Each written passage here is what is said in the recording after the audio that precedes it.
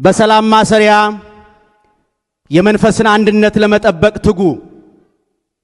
ኤፌሶን 4:3 ዓለም ከተፈጠረ አንስቶ የተነሳው ትውልድ ሁሉ የራሱ ፈተና አለው።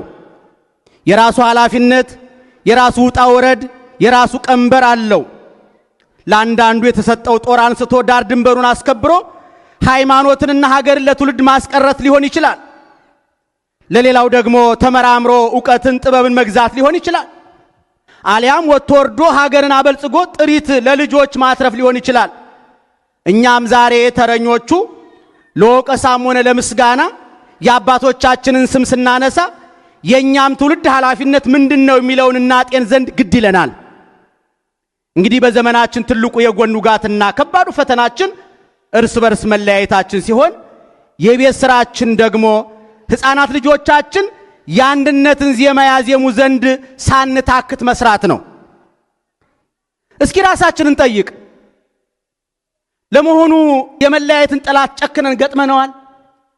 ተፋልመን ጥለነዋል? የቤት ስራችንን ሰርተን ትውልድን ነፃ አድርገናል? ይህንን የመለያየት ባላንጣ መርታት የሚቻለው ጦር ወድሮ ጎራዴ ስሎ ጥይት አቀብሎ መዝመት ሳይሆን ለፍቅር መሸነፍ ነው።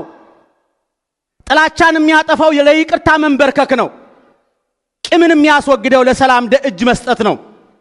ታዲያ ዛሬ በፊታችን የቆምነው በርዕሰ አድባራት ደብረ ሰላምና በሆተ ምስራቅ ኪዳነ ምሕረት አብያተ ክርስቲያናት መካከል በቦታ ግዢ ምክንያት ተፈጥሮ የነበረው አለመግባባት ያለምንም ቅሬታ መወገዱን ለማብሰር ነው። ምንም እንኳን ካህናቱም ሆኑ ምእመናኑ በአገልግሎት ከተዋሃዱ የሰነባበቱ ቢሆንም በአዋጅ የሾሙትን በአዋጅ መሻር ይገባልና ቅሬታችን በአደባባይ በመግለጫ እንደተሰጠ ሁሉ እርቃችንም በአደባባይ ይሆን ዘንድ ግድ ይላል።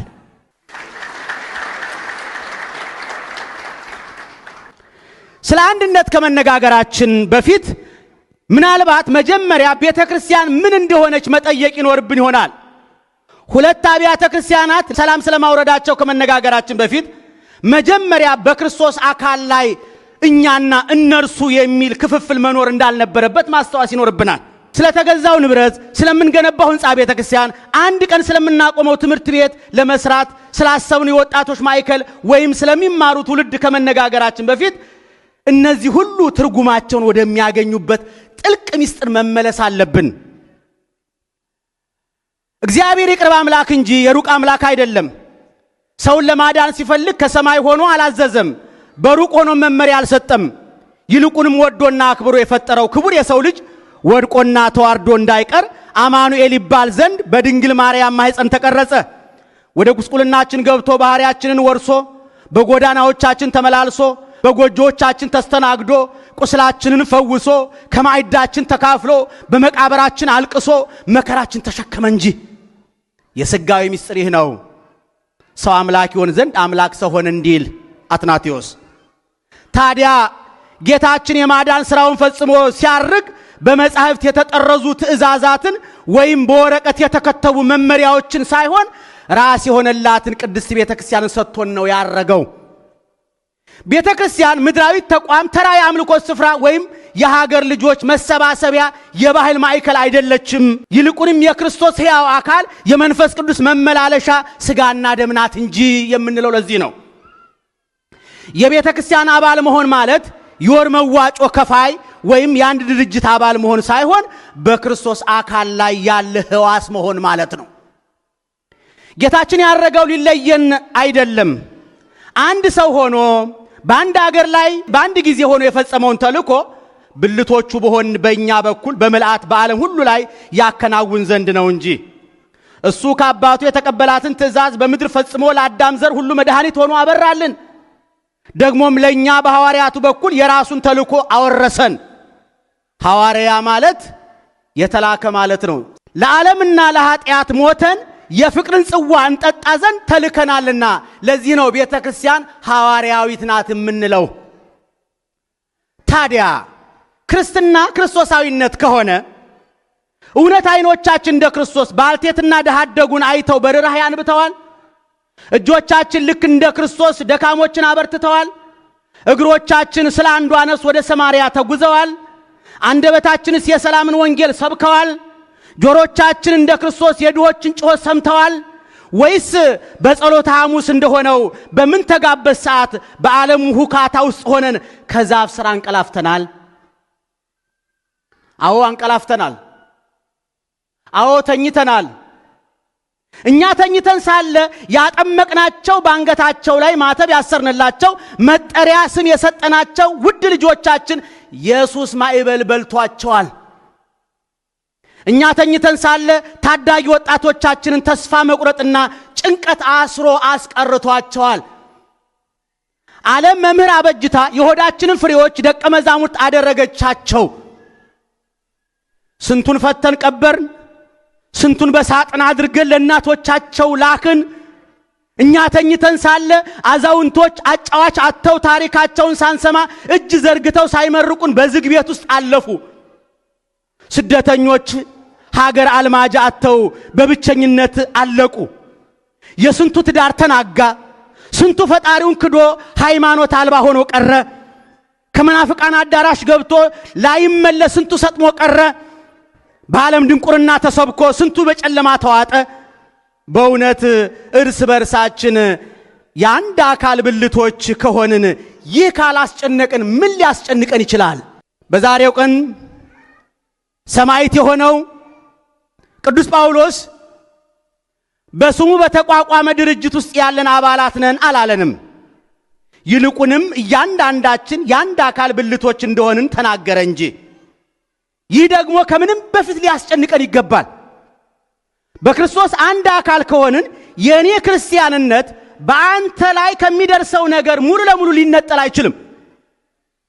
ያንተ መከራ እኔን ይመለከተኛል፣ ድክመትህ እኔን ይመለከተኛል፣ ልጅህ እኔን ይመለከተኛል፣ ሰበካህ እኔን ይመለከተኛል፣ ቁስልህ እኔን ይመለከተኛል፣ ውድቀትህ መዳንህ እኔን ይመለከተኛል።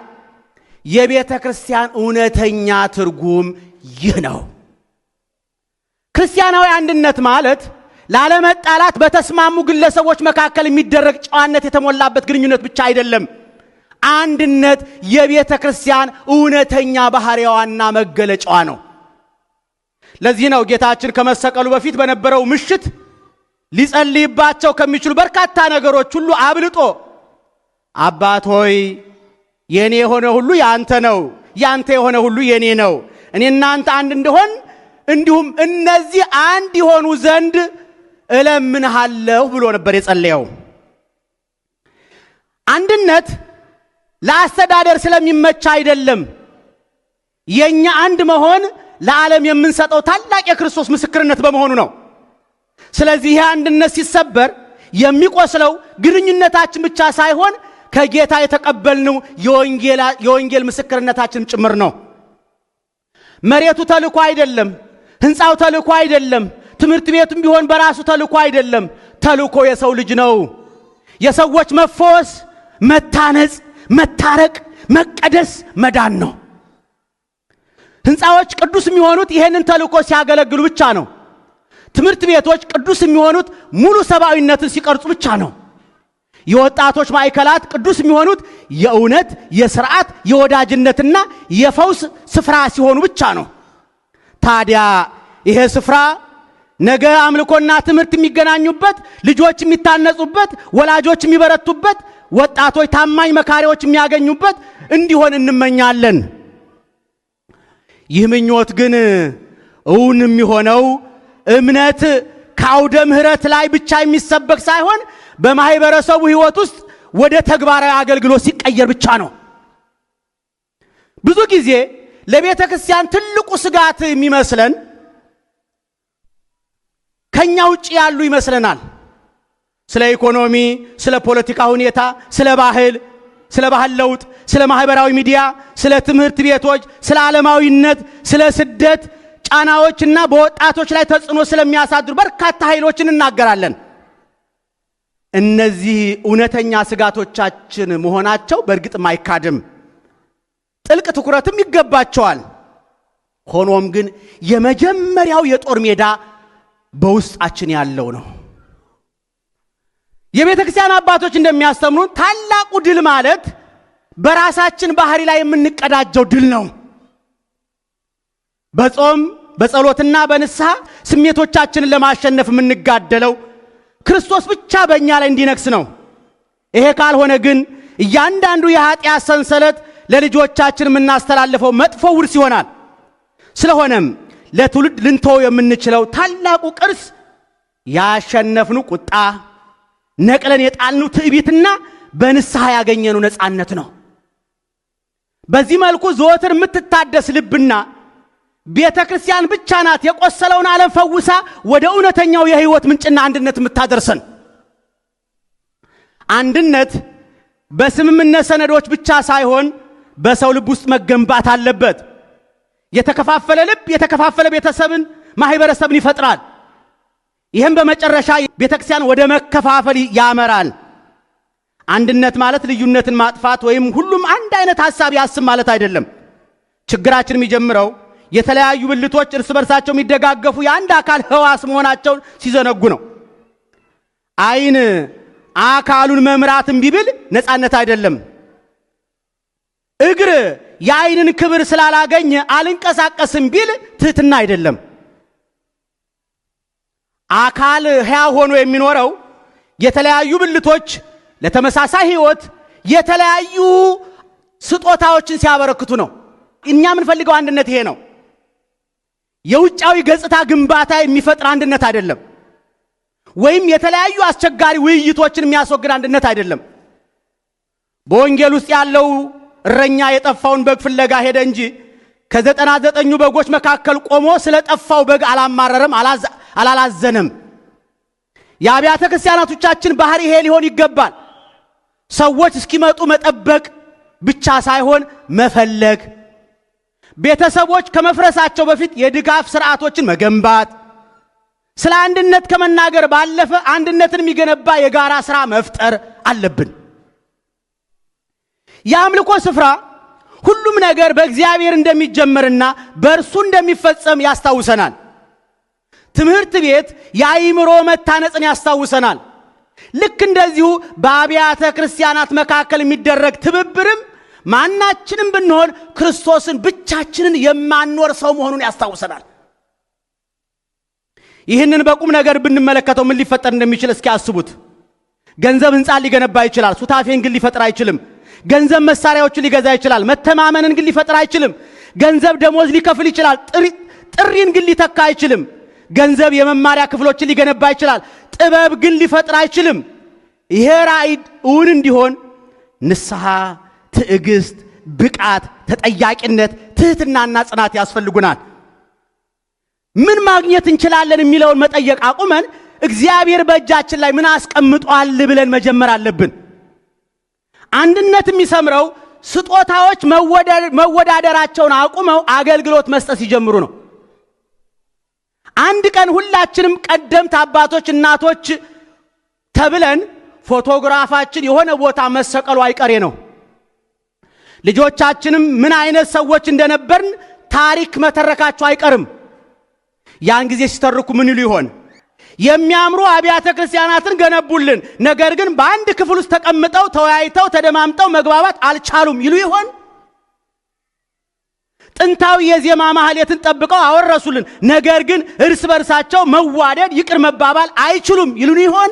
እምነትን ከነስርዓቱ ሰጡን፣ ነገር ግን በጋራ መስራት በጋራ ማደግ አልቻሉም ብለው ይናገሩ ይሆን? እንጃ። የተወደዳቸው ክርስቶስ ቤተሰቦች፣ አንድነት ስሜታዊ ነገር አይደለም፣ ዋጋ የሚያስከፍል ነው እንጂ። ክርስቶስ የሰውን ልጅ ከእርሱ ጋር ያዋሃደው ውድ ነፍሱ ሰጥቶ ነው። ማንኛውም እውነተኛ እርቅ አንድ አይነት ስቅለትን ይጠይቃል። የትዕቢትን፣ ሁልጊዜ ትክክል የመሆን ፍላጎትን፣ አሮጌ ቂሞችንና በእያንዳንዱ ጉዳይ ላይ የማሸነፍ አባዜን መስቀል ይጠበቅብናል። ነገር ግን ክርስቶስ በስቅለት አላበቃም፣ ትንሣኤም አለ። ለአብያተ ክርስቲያናቶቻችንና ለማህበረሰባችን ተስፋ ሊኖረን የሚችለው በዚህ ምክንያት ነው። ስለዚህ ጳጳሳት የሚሰበስቡ፣ ካህናት አብረው የሚሰሩ እረኞች ይሁኑ። ወላጆች ቤታቸው የመጀመሪያ የእምነት ትምህርት ቤት መሆኑን ይረዱ።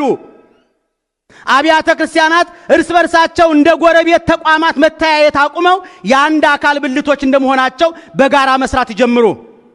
ባለሙያዎች ዕውቀታቸውን፣ አረጋውያን ጥበባቸውን፣ አቅም ያላቸው ጥሪታቸውን፣ ጊዜ ያላቸው ሕይወታቸውን ለአገልግሎት ይለግሱ። እናም ስንገነባ ግን ቦታውን ከእምነት ጋር፣ ትምህርት ቤቱን ከመማር ባህል ጋር፣ የወጣቶችን ማዕከል ደግሞ ከወጣቶች ጋር ያለን ግንኙነት ከማደስ ጋር እንገንባ። መቅደሱን እንገንባ። ነገር ግን እኛው ራሳችን ደግሞ ሕያው ድንጋዮች እንሁን። ምክንያቱም ልጆቻችን ትምህርት ቤት ማግኘታቸው ብቻ አይደለም። ከዚህ ይበልጥ አብያተ ክርስቲያናት ሲተባበሩ፣ አዋቂዎች ንስሐ ሲገቡ፣ ካህናት ሲተቃቀፉ እያዩ ማደጋቸው ነው ቁም ነገሩ። የቤተ ክርስቲያን ትርጉም ከመጽሐፍ ቅዱስ ብቻ ሳይሆን ከሕይወታችን ሊማሩ ይገባል።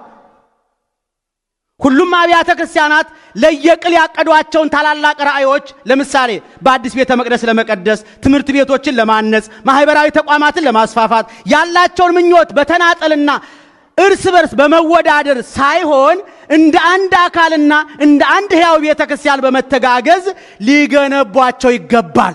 ምክንያቱም የአንዱ ስኬት የሌላው ክብር፣ የአንዱ መታነጽ የሌላው ጥንካሬ ነውና እጆቻችንን አስተሳስረን ካህናቱ ከካህናቱ ጋር፣ ምእመናኑም ከምእመናኑ ጋር በመተባበር እነዚህ ሁለት አብያተ ክርስቲያናት ከምንገምተው በላይ በልጽገው ከምድር አልፈው የሰማይን በር የሚያንኳኩና ለትውልድ የሚተርፉ የብርሃን መብራት ይሆኑ ዘንድ ዛሬ የተዘራው የሰላም ዘር ሁለቱንም ወገኖች በአንድነት የሚያጭዱት ታላቅ የፍቅር አዝመራ ይሆን ዘንድ እግዚአብሔር በቸርነቱ ይርዳን።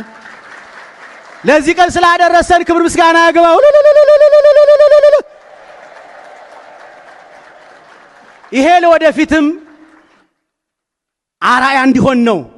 በክብረ በዓል መልክና እናክብረው ተባብለን እንጂ አንዲት ገጽ መግለጫ ሰተን ማሳወቅ እንችል ነበር ለእናንተ አራያ። ከዚህም በፊት ከዚሁ ከኛ ይወጡ አሉ፣ ከናንተ ጋር ሲያገለግሉ የነበሩ እግዚአብሔር አምላክ እነሱንም ልክ እንደዚሁ ልቡና ሰጥቶን ለሁላችንም እንደዚሁ እርቅ ያርግልን። እግዚአብሔር ስንታረቅ ነው እግዚአብሔር ደስ የሚለው።